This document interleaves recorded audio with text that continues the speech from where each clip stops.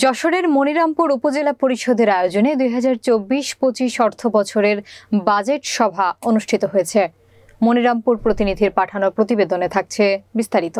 বৃহস্পতিবার মনিরামপুর উপজেলা পরিষদের সভাকক্ষে 2024-25 অর্থ বছরের প্রস্তাবিত 9,84,540 টাকার বাজেট ঘোষণা করেন সভার সভাপতি উপজেলা পরিষদ চেয়ারম্যান আমজাদ হোসেন লাবলু।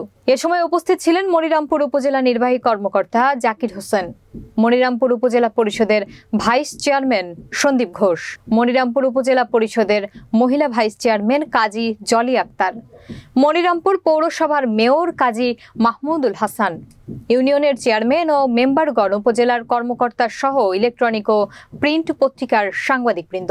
আগামী দিনে আমরা এই বাজেট বাস্তবায়নের মধ্য দিয়ে মনিরামপুরের উন্নয়ন এবং মনিরামপুরকে আমরা সার্বিকভাবে যাতে এগিয়ে যেতে পারি, মনিরামপুরের মানুষ যেন সঠিক সেবা পায়, সেই চেষ্টা আমরা করব।